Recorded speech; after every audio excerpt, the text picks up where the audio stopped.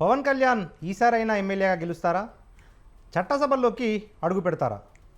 Power star ఫ్యాన్స్తో పాటు జనసేన నాయకుల్లోనే కాదు, సామాన్య ప్రజల్లోనూ దీనిపైనే ఎన్నో చర్చలు.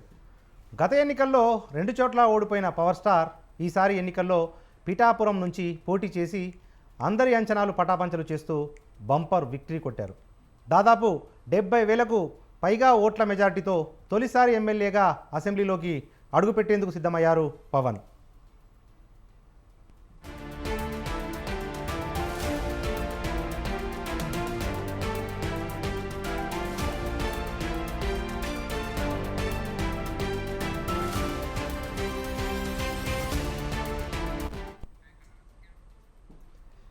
ఒక్కసారి గెలిపించండి, మీ కష్టాలు కన్నీళ్లు తుడుస్తా, మీకు అన్నగా బిడ్డగా అండగా నిలబడతా అంటూ పవన్ చేసిన విజ్ఞప్తిని పిఠాపురం ఓటర్లు మన్నించారు.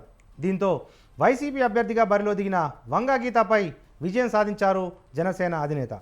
పిఠాపురం నుంచి కూటమి అభ్యర్థిగా పోటీ చేసిన కొన్నిదెల పవన్ కళ్యాణ్ ఈసారి అఖండ మెజారిటీ సాధించారు. నిజానికి పవన్ అసెంబ్లీ ఎన్నికల్లో ఈసారైనా గెలుస్తారా, లేదంటే మళ్ళీ ఓటమి తప్పదా అన్న చర్చ గట్టిగానే వినిపించింది. ఇందుకు కారణం 2019 ఎన్నికల్లో గాజువాక, భీమవరం నుంచి పోటీ చేసిన జనసేనాని 2 చోట్ల నుంచి ఓటమి పాలయ్యారు. ఈ నేపథ్యంలోనే మరోసారి ఎన్నికలు రావడంతో ఆయా స్థానాల నుంచి కాకుండా కాపు సామాజిక వర్గం ఓట్లు భారీగా ఉన్న పిఠాపురం నుంచి బరిలో దిగారు. దీంతో అధికార పక్షం విమర్శలు గుప్పించినా అవేవీ పట్టించుకోలేదు పవన్ స్టార్.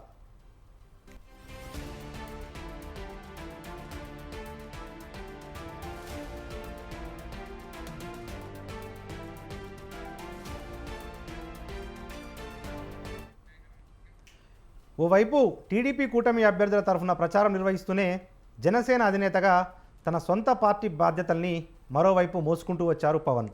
అదే సమయంలో తనను ఓడించేందుకు ప్రతిపక్ష వైసీపీ ఎన్నో ఎత్తులు మరెన్నో వ్యూహాలు రచిస్తోందని పసిగట్టిన ఆయన తాను పోటీ చేస్తున్న నియోజకవర్గాన్ని సైతం గట్టిగానే చుట్టేశారు. పలుమార్లు పిఠాపురం నియోజకవర్గ వ్యాప్తంగా ప్రచారం నిర్వహించి తనను గెలిపించాలంటూ ఓటర్లను అభ్యర్థించారు. దీంతో ఎన్నికల ఫలితాల్లో ఏం జరుగుతోందన్న ఉత్కంఠ నెలకొంది. అయితే ఇప్పటికే 2 చోట్ల ఓడిపోవడంతో కొంత సానుభూతి సొంతం చేసుకున్నారు పవన్ కళ్యాణ్. అదే సమయంలో తమవాడైన పవన్ పోటీ చేస్తుండటం, అధికార పక్షం నుంచి దాడి మరింత పెరగడంతో కాపు సామాజిక వర్గం గంపగుత్తగా పవన్కే జైకొట్టారు. దీనికి తోడు సీఎం జగన్ తన కామెంట్లలో పవన్ను వ్యక్తిగతంగా టార్గెట్ చేయడం కూడా జనసేనానికి కలిసి వచ్చింది. అంతే, అసెంబ్లీ ఫలితాల్లో తిరుగులేని విజయం సాధించారు పవన్ కళ్యాణ్. తొలిసారిగా అసెంబ్లీలో అడుగు పెట్టబోతున్నారు పవన్ కళ్యాణ్.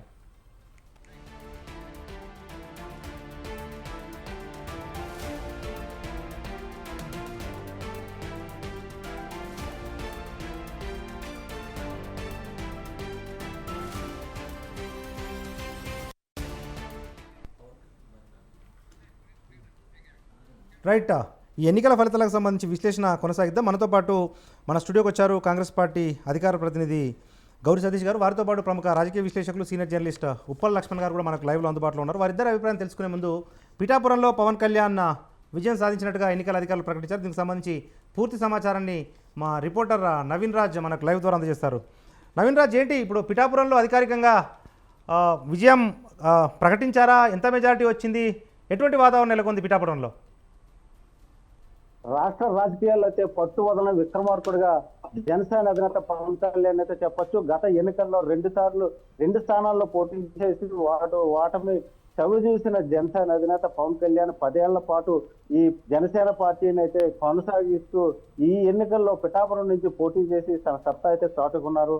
సుమారు 70,354 ఓట్లతో అయితే కనుక ఇప్పటి వరకు రాష్ట్రంలో ఏ అభ్యర్థికి రాని అత్యధిక మెజార్టీతో అయితే ఇప్పటి వరకు ఉన్న మెజార్టీ అయితే కనుక పవన్ కళ్యాణ్ కైవసం చేస్తున్నారు. ఇప్పటి వరకు అత్యధిక మెజార్టీ ఇదే అని చెప్పొచ్చు. ఆయన 70,354 ఓట్ల మెజార్టీతో సాధించి అదే తూర్పు గోదావరి, పశ్చిమ గోదావరిలో కూడా స్వీప్ చేయడానికి కూడా ఆయన ఎంతో దోహదపడ్డారని చెప్పొచ్చు. ఆయన పోస్టల్ ఓట్ల దగ్గర నుంచి కూడా చివరి రౌండ్ వరకు కూడా ఆయనే ఆధిక్యత కొనసాగిస్తూ చివరికి 70,300 ఓట్ల మెజార్టీతో సాధించుకున్నారు. ఆయన ఈ పోటీకి సంబంధించి ఆయన పోటీ నోటిఫికేషన్ విడుదల అయిన దగ్గర నుంచి అటు అధికార పార్టీతో పాటు అన్ని ఆ రాజకీయ పక్షాలు కూడా ఆయన అయితే తీవ్ర స్థాయిలో వెచ్చుబడి ఆయన ఓటమి కోసం అనేక ప్రయత్నాలు అయితే చేశారు. వైసీపీ ప్రభుత్వం అయితే కనుక పిఠాపురాన్ని అయితే చుట్టుముట్టి అనేక మంత్రుల్ని, ఒక మండలానికి ఒక మంత్రులు చొప్పున అక్కడ చుట్టుముట్టి మొత్తం అందరినీ కూడా ఆ భయభ్రాంతులకు గురి చేసినట్లుగా అయితే ప్రయత్నం చేసిన ప్రతిపక్ష విమర్శలు చేస్తే అయితే ఎట్టి పరిస్థితుల్లోనూ ఆయన్ని గెలవాలి అనే కాన్సెప్ట్ అయితే కనుక అటు మెగాస్టార్ చిరంజీవి కావచ్చు, ఆయన మెగా కుటుంబం అవ్వచ్చు, మొత్తం అందరూ కూడా ఆయనకు అండగా నిలిచారు. చివరికి పిఠాపురం ప్రజలు కూడా ఆయన పక్షాన నిలబడి ఆయన అయితే విజయం వైపు దూసుకెళ్లేందుకైతే ప్రయత్నం చేశారు. ముఖ్యంగా చెప్పాలంటే పవన్ కళ్యాణ్ అయితే ఇటు రాష్ట్ర వ్యాప్తంగా ప్రచారం చేయడంతో పాటు పిఠాపురంలో కూడా ప్రతి గ్రామాన్ని, ప్రతి మండలాన్ని కూడా చుట్టుముట్టి నాకు ఒక్కసారి ఓటు వేయండి, నన్ను అసెంబ్లీకి పంపించండి, నేను ఏం చేసి చూపిస్తాను అనేది మీకు అర్థమవుతుంది, పిఠాపురం మోడల్ నియోజకవర్గంగా తీర్చిదిద్దుతానని చెప్పేసి అయితే హామీ ఇవ్వడం జరిగింది. అదేవిధంగా ఆయన అయితే గత 2 సార్లు కూడా ఆయన ఒకటే చెప్పాడు, నేను అసెంబ్లీకి పంపించండి, నేనేంటో నిరూపించుకుంటాను, నేను ఏం చేస్తానన్నది మీకు అర్థమవుతుంది, ఒక్కసారి ఆలోచించండి నేను ఒక ప్రాధాన్యతగా కూడా పవన్ కళ్యాణ్ అయితే ఆయన అభ్యర్థించడాన్ని కూడా ప్రజలు కూడా స్వాగతించారు. దీంతో ఆయన అయితే అత్యధికంగా అయితే మెజారిటీ ఇచ్చి ఆయన్ని కైవసం చేసుకునేలా ప్రయత్నం చేశారు. అదేవిధంగా చూస్తే జనసేనకి సంబంధించి ఆయన పోటీ చేసిన 21 స్థానాల్లోనూ 2 ఎంపీ స్థానాల్లో కూడా జనసేన పార్టీ అత్యధికంగా ఓట్లను అయితే సాధించడంతో పాటు అభ్యర్థులందరూ కూడా విజయం వైపు అయితే దూసుకెళ్తున్న పరిస్థితి ఉంది. అదేవిధంగా జనసేన అభ్యర్థులు అయితే ఒకవైపు విజయం సాధిస్తుంటే వైసీపీకి సంబంధించిన ఒక్క సీటు కూడా ఇటు తూర్పు గోదావరి కానీ పశ్చిమ గోదావరిలో కూడా ఒక్క సీటు కూడా వచ్చే అవకాశం కూడా కనిపిస్తుంది.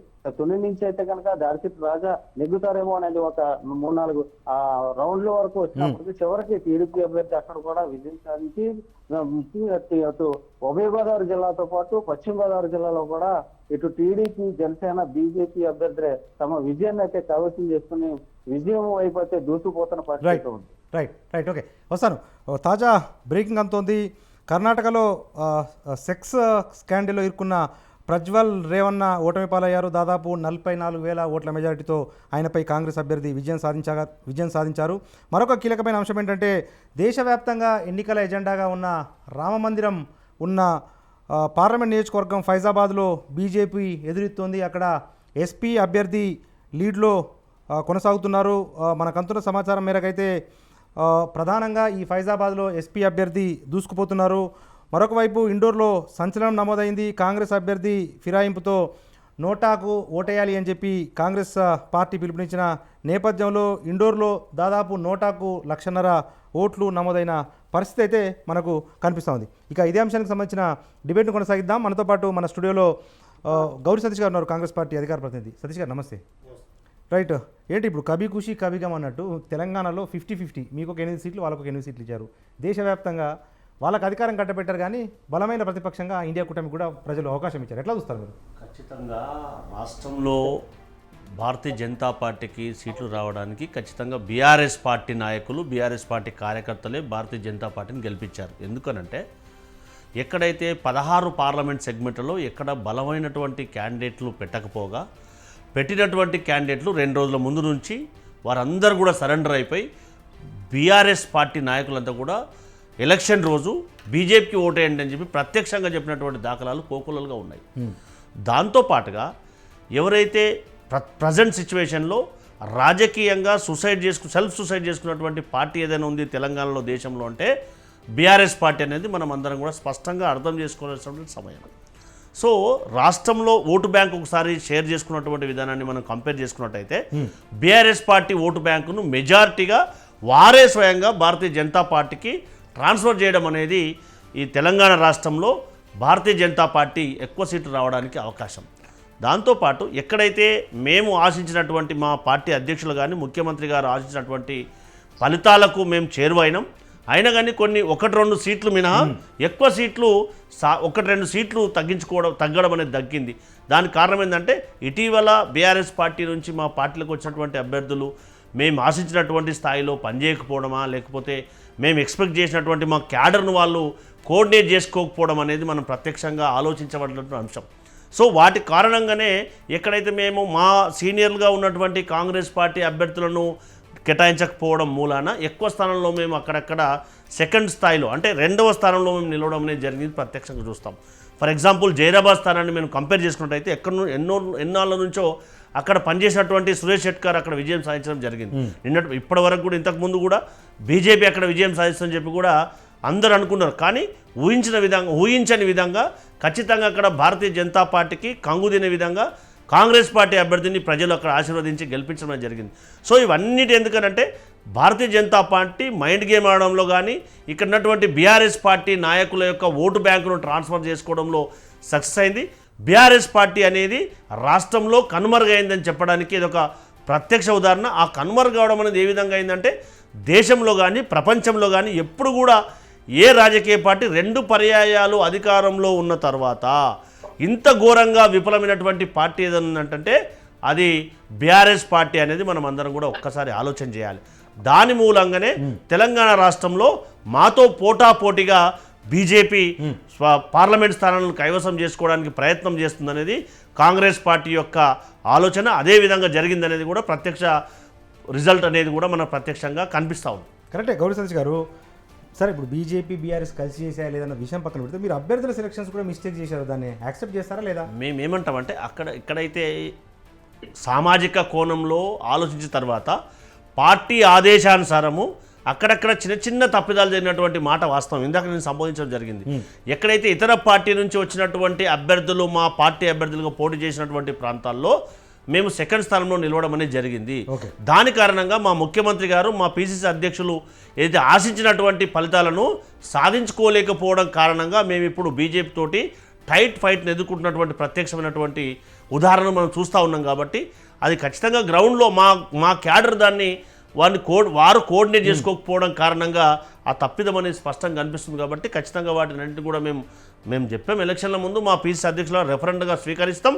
ఏమన్నా ప్రజల యొక్క ఆకాంక్షలే మేము ఇచ్చినటువంటి హామీలే మాకు ప్రాథమికంగా మాకు ముందున్నటువంటి అంశాలు. కాబట్టి ఆ రకంగా మేము ఆలోచన చేస్తామని చెప్పి కూడా స్పష్టంగా ఎన్నికల కంటే ముందే రెఫరెండంగా మేము ఇచ్చినటువంటి మాటను మీకు గుర్తు చేస్తూ ఉన్నాం. మరొకసారి ఖచ్చితంగా అది మేము స్వీకరిస్తాం. దాన్ని ఏం చేయాలనేది కూడా ఖచ్చితంగా కాంగ్రెస్ పార్టీ ఆలోచన చేస్తుంది. Right okay. మనతో పాటు సీనియర్ జర్నలిస్ట్ ప్రముఖ రాజకీయ విశ్లేషకులు ఉప్పల లక్ష్మణ్ గారు ఉన్నారు. లక్ష్మణ్ గారు నమస్తే అండి. నమస్తే, చెప్పండి. రైట్ లక్ష్మణ్ గారు, ఏంటి ఇప్పుడు ఎగ్జిట్ పోల్స్ కూడా అంచనా వేయలేకపోయాయి, లేకపోతే రాజకీయ విశ్లేషకులు కూడా ఓటర్ నాడిని పసిగట్టలేకపోయారు. వైసీపీ ఓడిపోతుంది అని చెప్పి అందరూ జోస్యం చెప్పారు, కానీ ఈ స్థాయిలో ఓడిపోతుంది అని చెప్పి ఎవరు కూడా ఎక్స్పెక్ట్ చేయలేదు. ఎందుకంటే ఇప్పుడు మనకు అందుతున్న తాజా సమాచారం మేరకు ఒక 12 అసెంబ్లీ స్థానాల్లోనే వైసీపీ లీడింగ్లో ఉంది. ఏంటి సార్ దీనికి ప్రధాన కారణాలు ఏమై ఉంటాయంటారు?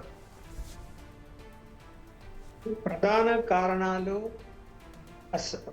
మొట్టమొదటి కారణం జగన్మోహన్ రెడ్డి గారు, ఆయన విధానాలు, ఆయన పద్ధతులు, ఆయన అహంభావము, ఆయన మూర్ఖత్వం కూడా చెప్తాను. మూర్ఖత్వం కూడా ఇక్కడ ప్రభుత్వంలోకి ఆయన అధికారంలోకి వచ్చిన తర్వాత ప్రతిపక్ష పార్టీల్ని అందరినీ కలుపుకొని పోయి పని చేయాలి. ప్రజలు ఏమనుకుంటున్నారు, ప్రజల యొక్క అభిప్రాయం ఎలా ఉందో తెలుసుకొని దానికి అనుకూలంగా పరిపాలన చేయాలి. ఏ ముఖ్యమంత్రి అయినా కూడా, ఏ పార్టీ వాళ్ళైనా కూడా కొన్ని సందర్భాల్లో కొన్ని నిర్ణయాలు తీసుకోవచ్చు, అది వేరే అంశాలు. కాకపోతే ఏమైపోయింది, ప్రతి అంశంలో కూడా అది ప్రజలకు నచ్చే విధంగా తీసుకున్నాడా? కాదండి. అమరావతి రాజధాని, 3 రాజధానులు అనేది ప్రజలకు నచ్చిందా? ఆయన ఏమన్నా దాని మీద సర్వే చేసుకున్నాడా? లేదు. అది ఏదైనా కోర్టుల చుట్టూ అయిపోయి 5 సంవత్సరాల కాలం వేస్ట్ అయిపోయింది. పోలవరం ప్రాజెక్టు రీటెండర్లు అన్నాడు, మళ్ళీ టెండర్లు పిలిచాడు. ఆ పని జరగనీయకుండా మళ్ళీ టెండర్లు పిలిచాడు. అదేదో మనీ సేవ్ అవుతుంది అన్నాడు. తర్వాత ఏమైంది? పక్కన పడిపోయింది. కారణాలు ఎన్నైనా ఉండొచ్చు, పనులు జరగలేదు కదా. ఇక్కడ అన్నిటికీ మించి నేను గమనించింది ఏమిటంటే, ఎప్పుడు కూడా ప్రజలకు మనము డబ్బులు ఇచ్చి కొనేస్తున్నాము ఓటర్లను అనుకుంటే భ్రమ. అది 5,000 కాదు, ఓటు 10,000 ఇచ్చినా కూడా వాళ్ళకి ఇష్టమైన అభ్యర్థిగా లోపల పోయి ఓటేస్తారు, మామూలుగా డబ్బులు పంచినప్పుడు. అలా కాకుండా నువ్వు ఏం ప్లాన్ చేసావు, ఏదో స్కీములు పెట్టి వాళ్ళ ఇంటికి బటన్ నొక్కి డబ్బులు వేసేస్తే, అరే డబ్బులు ఇచ్చాడు కదా జగన్మోహన్ రెడ్డి అని చెప్పి నాకు లాయల్టీగా ఉంటారు అని అనుకున్నాడు. కాకపోతే డబ్బులు ఎవరు అవి? ఆయన పార్టీవే, ఆయనవే కాదు కదా, ప్రభుత్వాలు. ప్రభుత్వం డబ్బులు అంటే ఎవరివి? మనవి, మనందరివి. మనం ట్యాక్సులు కడితే వచ్చినటివి. పోనీ ట్యాక్స్ కడితే వచ్చి రెవెన్యూ మిగులు చూపించి ఏమన్నా డబ్బులు ఇచ్చాడా? కాదు, అప్పులు చేసి ఇచ్చాడు. ఇవన్నీ జనానికి అర్థమవుతాయి. ఎదురుగా, కంటి ఎదురుగా ఎలాంటి అభివృద్ధి కనపడకుండా మా ఇంటికి డబ్బులు వేస్తున్నాడంటే ఏ స్వార్థంతో వేస్తున్నాడైనా, మళ్ళీ మనం ఓటు వేయాలని వేస్తున్నాడు కదా అనేది చర్చకు వస్తుంది. అన్నిటికీ మించి ఏంటంటే అవినీతి. ఎంత పెద్ద అవినీతి! ఇప్పుడు తెలుగుదేశం ప్రభుత్వ హయాంలో కూడా అవినీతి జరిగింది, కాదని ఎవరంటారు. జన్మభూమి కమిటీలు వేసి వాళ్ళు కూడా పల్లెల్లో దోచుకున్నారు. సైకిల్ ఉండేవాడు మోటార్ సైకిల్ కొన్నాడు, మోటార్ సైకిల్ వాడు కారు కొన్నాడు, ఆ గుడిసెలో ఉండేవాడు ఇల్లు కట్టుకున్నాడు. ఓకే, అందుకనే వాళ్ళు ఓడిపోయారు. 10% తేడాతో గెలిచాడు జగన్మోహన్ రెడ్డి గారు. ఎందుకు గెలిచారు? ప్రభుత్వం మీద అప్పుడు వ్యతిరేకత. ఇప్పుడు ఇప్పుడు ఇప్పుడు ఎందుకు ఇంత వ్యతిరేకత కనిపిస్తున్నది అంటే, ఎవరైనా, నేను చెప్తున్నా, 151 మంది ఎమ్మెల్యేలలో ఎవరైనా నీతిమంతుడు ఒక్కడు ఉన్నారా అని ఒక్క పేరు మనం చెప్పగలుగుతామా? అందరి మీద కూడా ఆయా నియోజకవర్గాలు వెళ్తే ప్రజలందరికీ తెలుసు ఎలాంటి తప్పులు చేశారు, ఎలాంటి దోపిడీ చేశారు, ఎలాంటి అవినీతి చేశారు, ఎలాంటి మాఫియా పనులన్నీ చేశారు. నాకు తెలిసినటువంటి ఒక వైఎస్ఆర్సీపీ నా ఫ్రెండ్ లాగా ఉంటాడు, శాసనసభ్యుడు, చెప్పింది ఏమిటా అంటే 35 మంది ఎమ్మెల్యేలు ప్రతిరోజు, అంటే వాళ్ళ మంత్రులు కూడా ఉంటారు కొందరు, 1 కోటి రూపాయలు సంపాదించుకోవాలా అనే టార్గెట్ పెట్టుకొని సంపాదించుకున్నారట. రోజు ఫోన్లో మాట్లాడుకుంటారట, ఇవాళ నీ టార్గెట్ అచీవ్ అయిందే కాలేదా అని. అంటే ఎంత జోక్గా గవర్నమెంట్ నడిచింది. నువ్వు కంట్రోల్ చేశాడా జగన్మోహన్ రెడ్డి గారు? దీన్ని చేయలేకపోయాడు కదా. మళ్ళీ ఏం చేశాడు?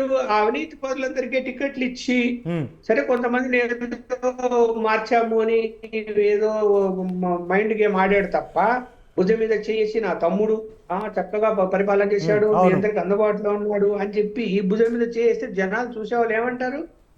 అరే మంచివాడు నా తమ్ముడు అంటేనే యాక్సెప్ట్ చేస్తారా?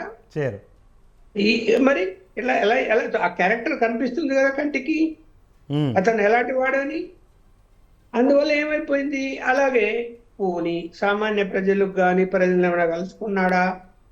ఇప్పుడు నా జర్నలిస్టు జీవితం 43 ఏళ్లలో నేను అందరి ముఖ్యమంత్రులు కలుసుకొని మాట్లాడిన వ్యక్తినే కానీ ఎవరన్నా ఒక ముఖ్యమంత్రిని కలవలేదు అంటే అది జగన్మోహన్ రెడ్డి.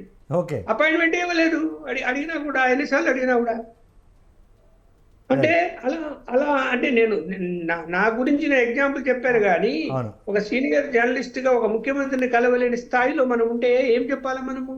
ఎవరిని కలిశాడు? ఎమ్మెల్యేలు కలిశాడా? మంత్రులను కలిశాడా? ఎవరికి ఇంటరాక్షన్ ఉంది? ఎవరితో ఫీడ్బ్యాక్ తీసుకుంటారో? ఒక ఇంటెలిజెన్స్ వ్యవస్థ ఉంది అక్కడ, స్పెషల్ బ్రాంచ్ లో పనిచేసి రిటైర్డ్ అయ్యని నాకు చెప్పాడు. రిపోర్ట్స్ తయారు చేసుకెళ్తే అక్కడ పేషెంట్లు ఎవరికో ఇచ్చేసుకోండి అని చెప్తాడట. ఆయన రివ్యూ చేసేది లేదు, ఆయన దాన్ని చదువుతాడో లేదో కూడా తెలియదు. అంటే బయట ఏం జరుగుతుందో సమాజంలో ఎవరేమనుకుంటున్నారో, పబ్లిక్ లో ఏమనుకుంటున్నారో, ఎమ్మెల్యే ఎలా పనిచేస్తారు. ఇప్పుడు అంతా అయిపోయినాక ఆఖరికి ఎలక్షన్లు దగ్గరకు వచ్చినప్పుడు మీ మీద ఆరోపణలు ఉన్నాయి, మీ టికెట్లు ఇవన్నీ చెప్పాడు. తర్వాత ఏం చేశాడు? ఏదో నామకా వాస్తే కొంతమంది మార్చి మళ్ళీ వాళ్ళకి ఇచ్చాడు. అందరికి కొంతమందిని మార్చాడు అటు ఇటు తప్ప. సమూల ప్రక్షాళన, అసలు సమూల ప్రక్షాళన ఎందుకండి? ఎందుకు అంత పెద్ద అవినీతిని నువ్వు అలవ్ చేసావు? కాదండి, ప్రజల ఆస్తులు కూడా దోచుకుంటూ ఉంటే కూడా చూస్తూ ఊరుకుంటావా?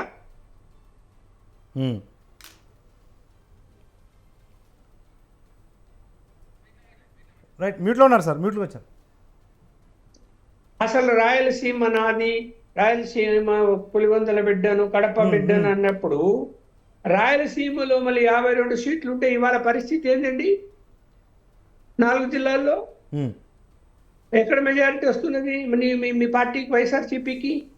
అన్ని 4 జిల్లాల్లో కూడా టీడీపీకే మెజారిటీ చూపిస్తున్నది. కడప జిల్లాలో, సొంత జిల్లాలో కూడా 4 సీట్లు 10లో. అక్కడ కూడా నువ్వు 10కి 10 సీట్లు, పోయినసారి 10కి 10 సీట్లు వచ్చాయి కదా వైఎస్ఆర్సీపీకి, ఈసారి ఎందుకు రావటం లేదు? మరి నీ మెజారిటీ తగ్గింది పులివెందుల్లో, ఎందుకు తగ్గింది?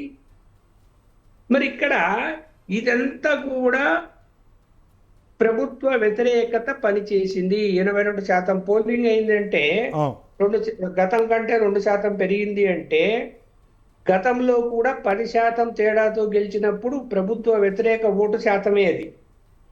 మళ్ళీ ఇవాళ కూడా పోనీ ఒక 10% తేడా ఉంటుంది అనుకుంటే ఇప్పుడుండే ట్రెండ్స్ అన్ని చూస్తుంటే ఇంకా ఎక్కువ శాతం కనిపిస్తున్నది. అదే అసలు జనసేన కంటే మీకు తక్కువ సీట్లు వచ్చే పరిస్థితులు కనిపిస్తున్నాయి. జనసేనకి ఆల్మోస్ట్ 20 ఉన్నాయి. అవును, అది వండర్. అది 10 సీట్లు రావచ్చు అని అంచనా వేశారు అందరూ. అవును, అలాంటిది 20 సీట్లలో ఇవాళ లీడింగ్ లో ఉన్నారు. రైట్. మరి ఏంటి అంటే ఎందుకంత వ్యతిరేకత పెరిగింది? అనేక కారణాలు ఉన్నాయి. రైట్. ఆయన ఒంటెత్తు పొక్కడం మీద పోయాడు. ఇవాళ తప్పంతా ఎవరిది అంటే నాయకుడిదే కదా బాధ్యత. అవును, ఇప్పుడు ఓడిపోతున్నావు అని కాదు పాయింట్. అక్కడ ప్రజాపాలన ప్రజారంజకంగా చేశావా లేదా? అడుగు పెడుతూనే చంద్రబాబు పక్కన ఉన్నటువంటి ప్రజాభవన్ కూల్చేశావు. కూల్చొచ్చా? అది ఎవరి సొమ్ము? ప్రజల సొమ్ముతో కట్టింది. నీకు చంద్రబాబు మీద కోపం ఉంటే ఇవ్వకు చంద్రబాబుకు. దాన్ని చంద్రబాబు అడిగాడు, నేను ప్రతిపక్ష నాయకుడుగా ఈ భవనాన్ని వాడుకుంటా అంటే, నువ్వు వాడుకోవడానికి వీల్లేదని చెప్పు. ఆ భవనాన్ని ఇంకొక ప్రభుత్వ కార్యాలయానికో ఇంకోటికో ఉపయోగించుకుంటారా? ఎవరన్నా కూలగొడతారా? ఎవరైనా? చంద్రబాబు నాయుడు ఏమైనా ఆక్రమించి కట్టింది ఆయన సొంత అండి నువ్వు కూల్చడానికి? ఆయన ఇల్లే కూల్చలేకపోయావు.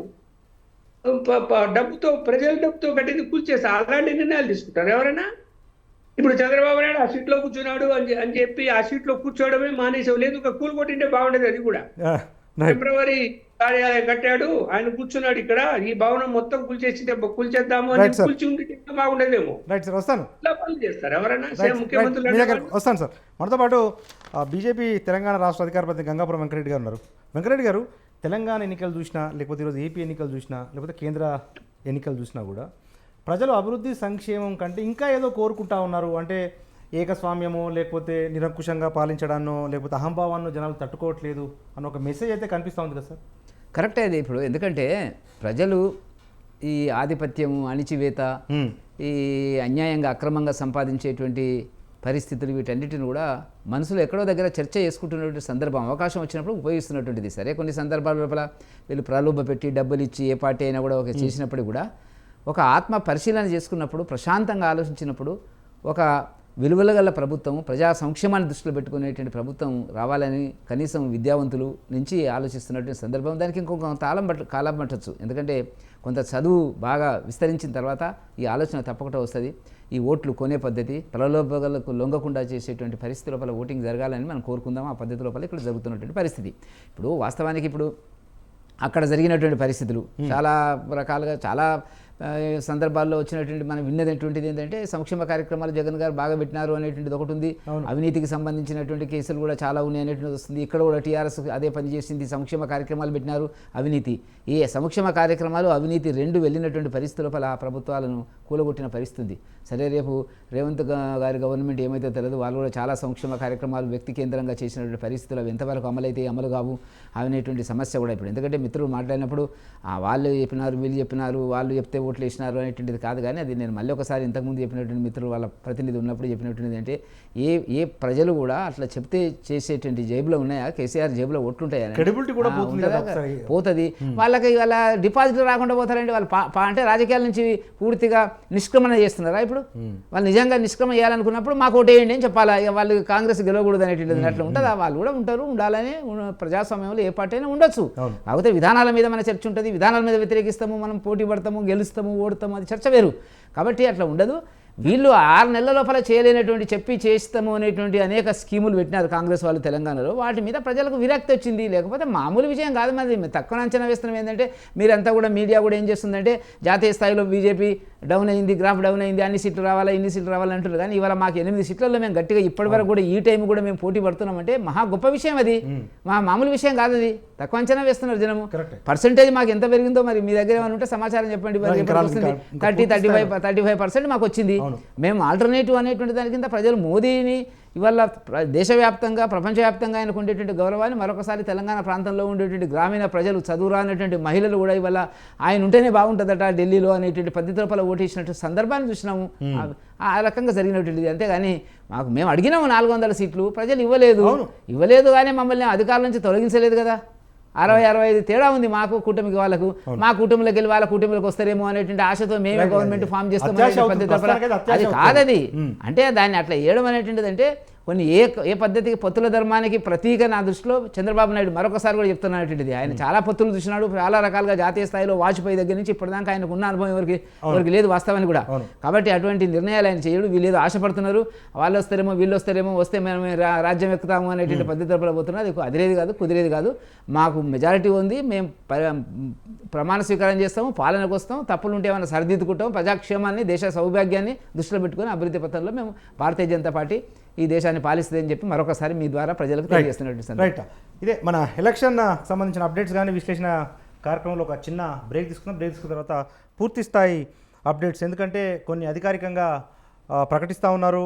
ఇంతసేపు మనం లీడింగ్స్ చూసాము, కానీ తెలంగాణలో కూడా ఖమ్మము, భువనగిరి, నల్గొండ ఇటువంటి జహీరాబాద్ ఈ స్థానాల్లో గెలుపును కూడా ప్రకటించేశారు అధికారికంగా. మరిన్ని వివరాలు తెలుసుకునే ముందు మన ఈ ఎలక్షన్ అనాలిసిస్లో ఒక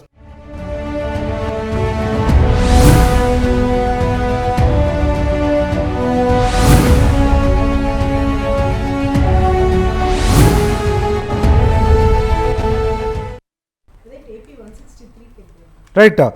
ఏపీలో టీడీపీ, జనసేన, బీజేపీ కూటమి దూసుకెళ్తుంది. మనకు అందుతున్న సమాచారం మేరకైతే దాదాపు 164 స్థానాల్లో కూటమి లీడింగ్లో ఉంది. కేవలం వైసీపీ 12 స్థానాలకే పరిమితం అయ్యే అవకాశాలు కనిపిస్తూ ఉన్నాయి. ఇక తెలంగాణలో 50-50 అన్నట్టుగా మొత్తం ఉన్న 17 స్థానాల్లో కాంగ్రెస్ 8 స్థానాల్లో, బీజేపీ 8 స్థానాల్లో గెలిచే అవకాశాలు కనిపిస్తూ ఉన్నాయి. నిన్న మొన్నటి వరకు 10 సంవత్సరాల పాటు రాష్ట్రంలో అధికారం చెలాయించిన బీఆర్ఎస్ ఒక్క సీటు కూడా గెలుచుకోలేకపోయింది. యథావిధిగా హైదరాబాద్ పార్లమెంట్ స్థానాన్ని ఎంఐఎం సుమారు 1,00,000 ఓట్ల మెజారిటీలో ఎంఐఎం దూసుకెళ్తున్న పరిస్థితిలో దీనికి సంబంధించిన డిబేట్ కొనసాగిద్దాం. మనతో పాటు మన స్టూడియోలో డాక్టర్ వీరపనేని పద్మ గారు ఉన్నారు, బీజేపీ మహిళా జాతీయ కార్యవర్గ సభ్యురాలు. వారి అభిప్రాయం తెలుసుకునే ముందు మనం గౌరీ సతీష్ గారి దగ్గరికి వెళ్దాం, కాంగ్రెస్ పార్టీ అధికార ప్రతినిధి. గౌరీ సతీష్ గారు, ఏంటి ఇప్పుడు ఈ ఎన్నికల్లో బీజేపీకి లీడ్ వస్తే కనుక 6 నెలల్లో ప్రభుత్వం పడిపోతుంది అని చెప్పి అటు బీజేపీ మాట్లాడింది ఎన్నికల సందర్భంగా, బీఆర్ఎస్ అయితే ప్రతిరోజు మాట్లాడుతుంది. ఏంటి మరి ఎట్లా ఎదుర్కోబోతా ఉంది కాంగ్రెస్?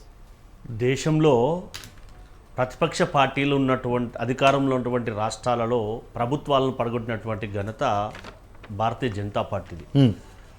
ఇతర పార్టీల నాయకులను తీసుకొని, ఎమ్మెల్యేలను తీసుకొని ప్రభుత్వాలను కూలగొట్టి ప్రభుత్వాలను ఏర్పాటు చేసినటువంటి ఘనత అమిత్ షా మోడీలది. సో ఇక్కడ తెలంగాణ రాష్ట్రంలో ఇక్కడ ఉన్నటువంటి తెలంగాణ కాంగ్రెస్ ఎమ్మెల్యేలు అలాంటి కార్యకలాపాలకు పాల్పడే అవకాశం లేదు. ఎందుకనంటే మిగతా రాష్ట్రాలను కంపేర్ చేసుకుంటే తెలంగాణ రాష్ట్రం కొట్లాడి తెచ్చుకున్నటువంటి రాష్ట్రం కాబట్టి, ఇక్కడ ఉన్నటువంటి నాయకత్వం బలమైనటువంటి నాయకత్వం కాబట్టి ఖచ్చితంగా అటు దేశంలో కానీ ఇటు రాష్ట్రంలో కానీ కాంగ్రెస్ పార్టీ గతంలో ఉన్నదానికంటే ఎన్నో రెట్లు బలపడ్డదనేది మనం ప్రత్యక్షంగా చెప్పవలసినటువంటి అవసరం లేదు. ఎందుకనంటే ఇందాక వెంకటరెడ్డి గారు మాట్లాడుతూ మీడియా వక్రీకరించి చెప్తుంది అన్నాడు. భారతదేశంలో ఇప్పటి వరకు మీడియాను యూజ్ చేసుకున్నటువంటి ఘనత కేవలం అమిత్ షా మోడీలకు భారతీయ జనతా పార్టీకి దక్కుతుంది. అవునన్నా కాదన్నా అది వాస్తవం. ఎందుకనంటే ఏ ఛానల్ పెట్టినా కానీ, ఏ సోషల్ మీడియా పెట్టినా కానీ నిత్యం ఎక్కడ కూడా భారతీయ జనతా పార్టీ గురించే చర్చించినటువంటి దాఖలాలు మనం ప్రత్యక్షంగా చూసాం. సో అలాంటి తరుణంలో తెలంగాణ రాష్ట్రంలో ఇక్కడ ఉన్నటువంటి ప్రజాప్రభుత్వానికి, రేవంత్ రెడ్డి గారి ప్రభుత్వానికి ఎలాంటి ఇబ్బంది లేదు.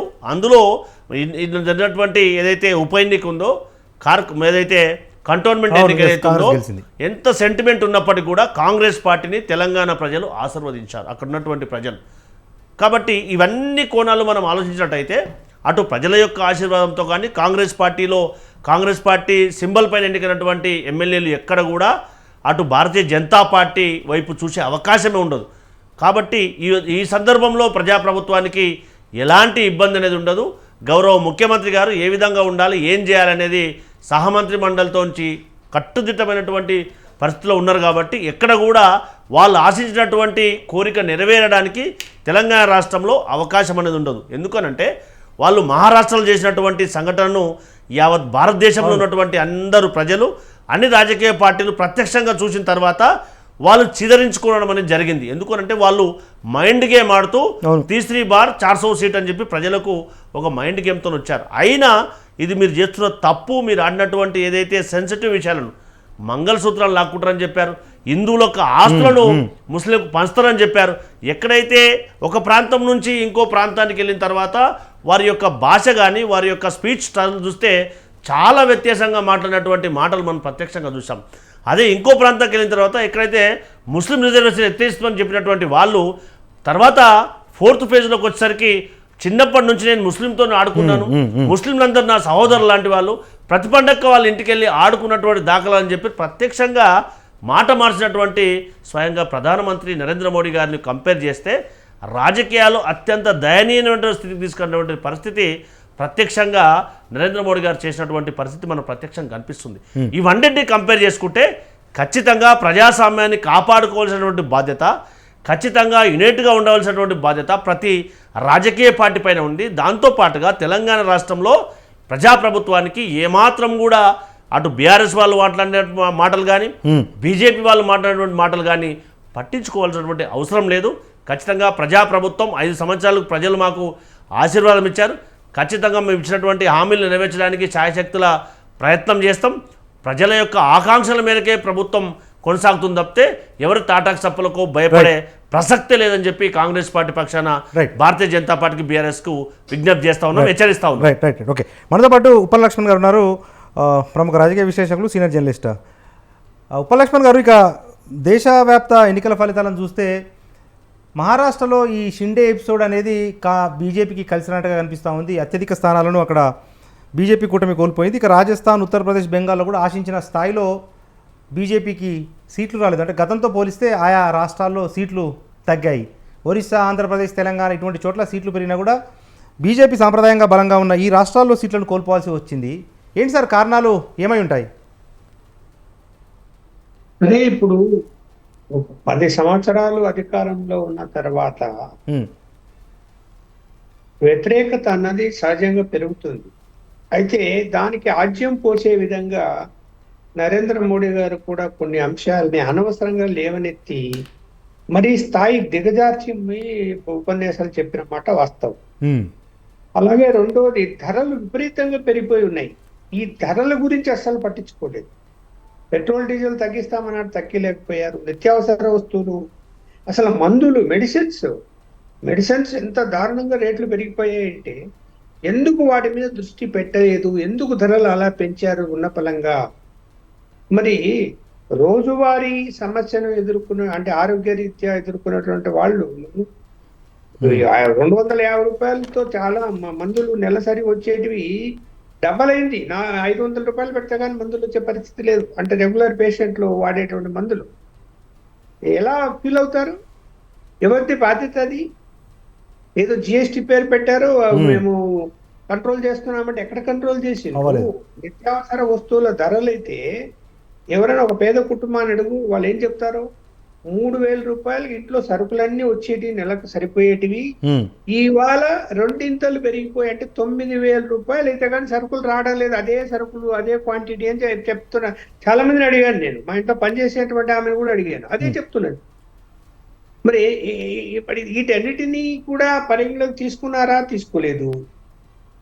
తగ్గించే ప్రయత్నాలు ఏమైనా చేశారా? మనకు చేసినట్టు ఏమి కనిపించలేదు. అయినా కూడా తప్పు మెజారిటీతో అయినా అధికారంలోకి వస్తున్నది అంటే కొంత ఇంకా బీజేపీ ఏదైనా ఈ దేశానికి మేలు చేస్తుంది అని నమ్మారు. అలాగే కాంగ్రెస్ పార్టీ అధికారంలోకి వస్తే అది సంపూర్ణంగా పరిపాలన చేయలేదు. ఎందుకంటే ఈ యొక్క కూటమిలో ఎవరైతే ప్రాంతీయ పార్టీలు ఉన్నాయో వారు ఒకరికొకరు సఖ్యత లేని విధంగా ఉన్నారు. ఒకే ప్రధానమంత్రి 5 సంవత్సరాలు ఉంటాడనే నమ్మకం కూడా లేదు అనేటువంటిది, అది కూడా వాళ్ళకు నెగిటివ్ పాయింట్ అయింది. సరైనటువంటి యూనిటీ అక్కడ కనిపించలేదు. మనకు ఉన్నట్టుండి పొత్తు అంటారు, లేకపోతే మేము సీట్లు ఇవ్వము, మీ కాంగ్రెస్ పార్టీకి సీట్లు ఇవ్వమంటది మమతా బెనర్జీ. ఆప్ అంటాడు, మీ కాంగ్రెస్ పార్టీ సీట్లు. లాస్ట్ లో కొన్ని సర్దుబాటు చేసుకున్నారు. ఇదంతా కూడా అక్కడ వాళ్ళ బలహీనతలు కొన్ని ఉన్నాయి. ఇక్కడ 10 ఏళ్ల పరిపాలనలో కూడా అసంతృప్తి, పబ్లిక్ ను పూర్తిగా సంతృప్తి పరిచే విధంగా పరిపాలన చేశారా అంటే చేయలేదు అని మాత్రమే చెప్పొచ్చు. అందువలన సీట్లు అయితే తగ్గాయి. ఇంకా సరే ఓడిపోయే పరిస్థితి మనమే ఇప్పుడు వచ్చిన ట్రెండ్స్ అని చూస్తే మ్యాజిక్ ఫిగర్ దాటే వస్తాయి. తర్వాత పూర్తి రిజల్ట్ వచ్చేసరికి ప్రభుత్వం అధికారంలోకి రావడానికి మరీ అంత ఇబ్బందికరమైన పరిస్థితులు మనకైతే ఏం కనిపించడం లేదు. అవును. చూస్తున్నాం కొంచెం మేజర్ డెవలప్మెంట్ అంటే ఒరిస్సాలో బీజేపీనే రాష్ట్రంలో అధికారంలోకి వచ్చే పరిస్థితి ఉంది. పార్లమెంట్ సీట్లు కూడా అక్కడ పెరుగుతున్నాయి. రైట్. సరే, కొన్ని చోట్ల బీజేపీకి అనుకూల వాతావరణం ఉండొచ్చు. ఇప్పుడు మనం ఊహించాము ఆంధ్రప్రదేశ్ లో అన్ని సీట్లు వస్తాయని Yes. బీజేపీకి. అవును. అలాగే తెలంగాణలో 4 నుండి 8 అయితాయని ఊహించాము. రెట్టింపు. కొంత పని చేస్తున్నది. మోడీ గారి ఇమేజ్ ఏం తగ్గలేదు. కాకపోతే అసంతృప్తి ప్రభుత్వ పరిపాలన మీద అసంతృప్తి ఉన్నప్పుడు ఆ నెగిటివ్ ఓటు అన్నది అసలు ప్రధాన కారణం ఏంటంటే నెగిటివ్ ఓటు అవతల ప్రతిపక్ష పార్టీలకు పడలేదు. పోలింగ్ పర్సంటేజ్ డౌన్ అయింది. ది ఎంటైర్ ఇండియాలో ఇప్పుడు యూపీలో ఎందుకు సీట్లు తగ్గిపోతున్నాయి బీజేపీకి? పోలింగ్ పర్సంటేజ్ తగ్గింది. అక్కడ ప్రభుత్వ వ్యతిరేకత ఉన్నప్పుడు అవతల పార్టీకి వచ్చి ఓట్లు వేయాలి కదా, వాళ్ళు వేయలేదు. వేసింటే ఇంకా తగ్గేటివి. అలా ఇంకా కొంత అంత ఇంకా నిర్లిప్తంగా ప్రభుత్వ వ్యతిరేకత ఓటు శాతం పెరగలేదు. పెరిగినా కూడా వాళ్ళు ఓట్లు వేయలేదు కాబట్టి ఇంకా కొంతవరకు సేఫ్టీలో ఉన్నారు. లేకపోతే ఇంకా తగ్గిపోయాడు సీట్లు.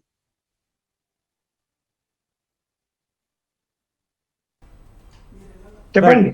Right right right okay right. మనతో పాటు డాక్టర్ వీరపనేని పద్మ గారు ఉన్నారు, బీజేపీ మహిళా జాతీయ కార్యవర్గ సభ్యురాలు. పద్మ గారు నమస్తే అండి. రైట్. ఏంటి ఎట్లా చూస్తారు? అంటే ఇప్పుడు తెలంగాణలో మీరు బలపడ్డారని సంతోషిస్తారా, లేకపోతే దేశవ్యాప్తంగా సీట్లు తక్కువ వచ్చాయని ఏమైనా ఫీల్ అవుతారా? ఫస్ట్ ఆఫ్ ఆల్ ప్రతి ఎలక్షన్ని మనం డిఫరెంట్గా చూడాల్సిన అవసరం ఉందండి. నేషనల్ ఎలక్షన్స్ డిఫరెంట్, అట్లాగే ఇక్కడ స్టేట్లో ఎలక్షన్స్ కూడా మనం డిఫరెంట్గా చూడాల్సి ఉంటుంది. డెఫినెట్గా వీఆర్ హ్యాపీ 100% ఇక్కడ పెరగడం జరిగింది. కాకపోతే దేశవ్యాప్తంగా చూస్తే కనుక దేశవ్యాప్తంగా బీజేపీకి సీట్లు తగ్గిన మాట వాస్తవం. కాకపోతే మా పోలింగ్ పర్సంటేజ్ వారు చెప్పినట్టుగా లక్ష్మణ్ గారు చెప్పారు చాలా విషితంగా. పోలింగ్ ఇది తగ్గటం వల్ల కూడా సీట్లు తగ్గిన మాట వాస్తవం. కాకపోతే మా ఓట్ షేర్ 3% పెరిగింది ఇప్పటి వరకు ఉన్న సమాచారం మేరకు. అది it's further subject to correction, అది ఫైనల్ దీన్ని బట్టి. బట్ ఇప్పటి వరకు ఉన్న సమాచారం మేరకు 3% మా ఓట్ షేర్ అయితే పెరిగింది నేషనల్గా.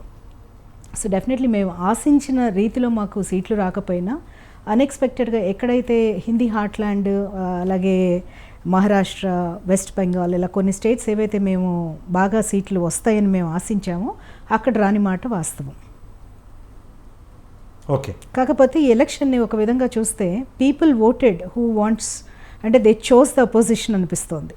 అపోజిషన్ జవసత్వాలు లేకుండా ఒక బలమైన అపోజిషన్ కావాలన్నట్టుగా అపోజిషన్ చూస్ చేసినట్టుగా అనిపిస్తుంది. That doesn't mean that they voted us against.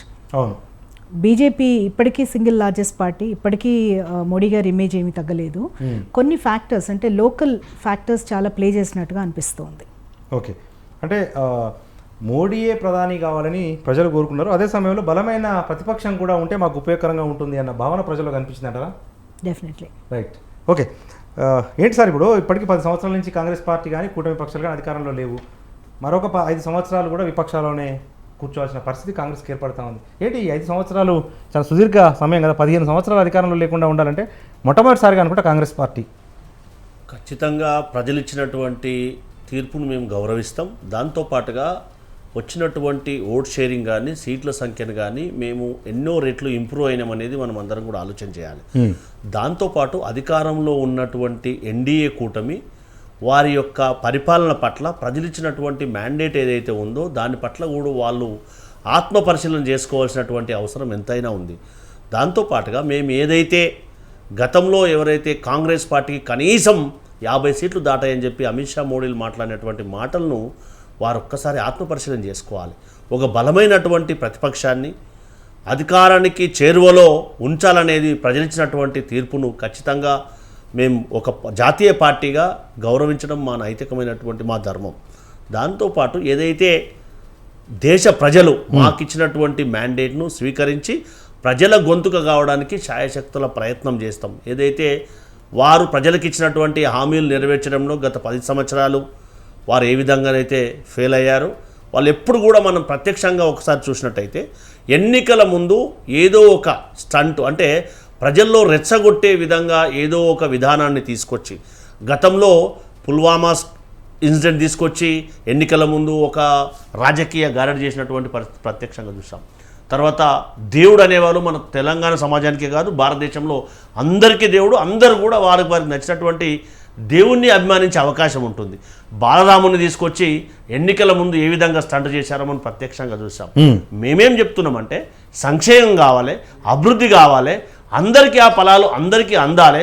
Common మ్యాన్కి ఏవైతే వారి అవసరాలు ఉన్నాయో వారి అవసరాలు తీర్చడానికి ప్రభుత్వాలు పనిచేయాలనేది కాంగ్రెస్ పార్టీ యొక్క వాదన, మా యొక్క విధానం.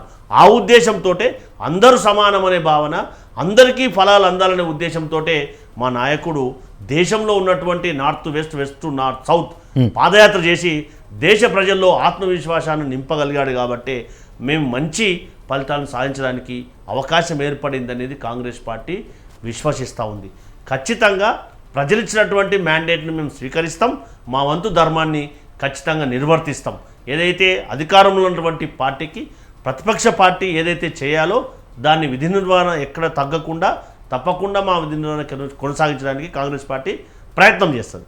Right, okay. మనతో పాటు ప్రముఖ విశ్లేషకులు, రాజకీయ విశ్లేషకులు, సీనియర్ జర్నలిస్ట్ ఉప్పల లక్ష్మణ్ గారు ఉన్నారు.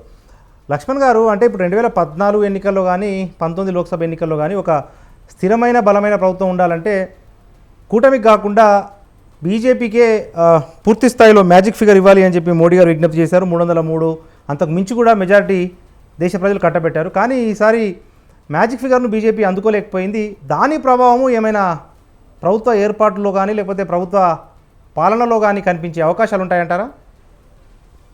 మ్యాజిక్ ఫిగర్ కంటే తక్కువ వస్తే మాత్రము ఏవైతే అలయన్స్ లో ఉన్నాయో ప్రాంతీయ పార్టీలు అవి ఖచ్చితంగా ఒక డిమాండ్లు పెడతాయి. ఇప్పుడు ఇది డిమాండ్లు ఎలా ఉంటాయి అంటే రాజకీయ కోణంలోకి వెళ్ళినప్పుడు చాలా ఇంపార్టెంట్ మంత్రి పదవులు అడుగుతారు. అలాగే ఆ రాష్ట్రాలకు ఏం చేయాలి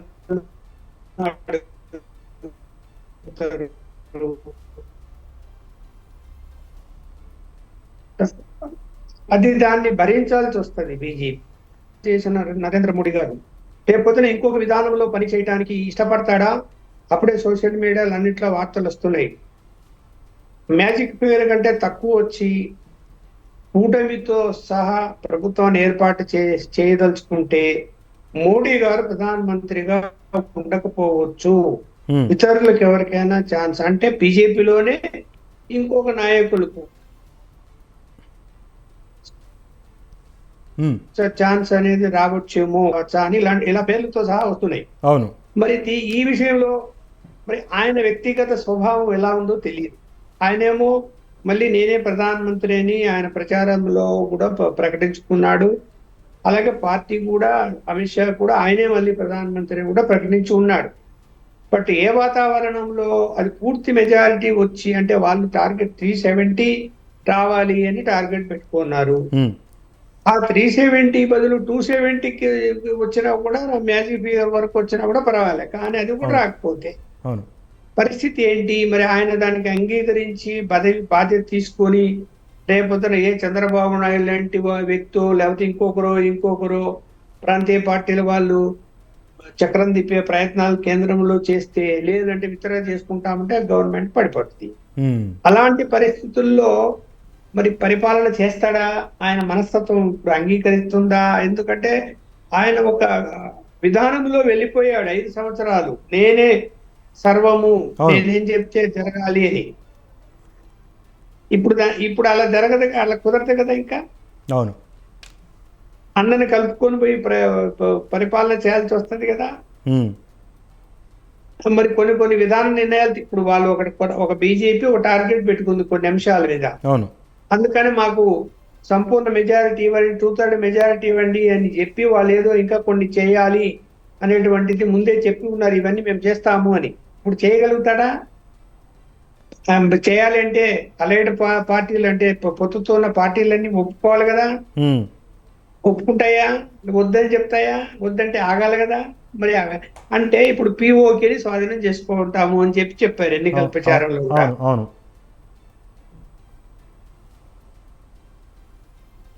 సార్ మ్యూట్లో ఉన్నారు సార్.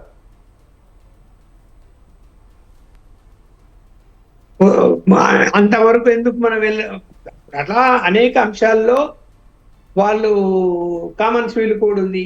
ఆ విషయంలో ఏం చేస్తారు? అన్ని ప్రాంతీయ పార్టీలు కూడా ఒప్పుకోవాలి కదా.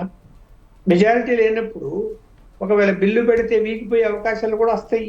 అవును. ఇప్పుడు బలమైన ప్రతిపక్షం రాబోతుంది. ఇప్పుడు ఇక్కడ ఉన్నటువంటి ప్రాంతీయ పార్టీలు మేము దాన్ని అంగీకరించము అంటే బిల్లు పెట్టడానికి కూడా అవకాశం ఉండదు.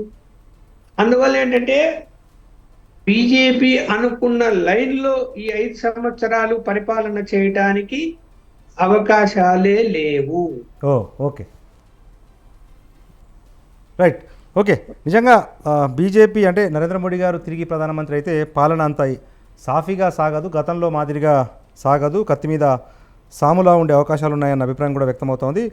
మరొక బ్రేకింగ్ న్యూస్ అందుతోంది. మెదక్ పార్లమెంట్ నియోజకవర్గంలో కమలం వికసించింది. కాంగ్రెస్ అభ్యర్థి నీలం మధుపై బీజేపీ అభ్యర్థి రఘునందన్ రావు ఘన విజయం సాధించారు. మెదక్లో సంబరాలు ప్రారంభించింది బీజేపీ మొట్టమొదటిసారిగా అంటే చాలా రోజుల తర్వాత ఉమ్మడి రాష్ట్రంలో ఆర్య నరేంద్ర గారి తర్వాత మెదక్లో కాంగ్రెస్ బీజేపీ జెండా పాతింది.